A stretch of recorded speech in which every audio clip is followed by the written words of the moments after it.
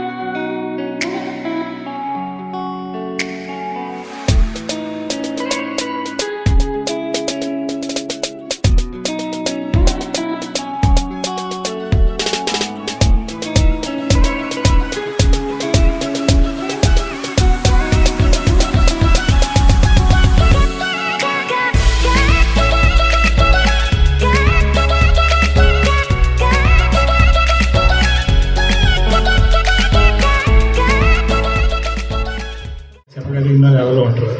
ఆయన నిజంగా బ్యాంక్ సుబ్బారావే.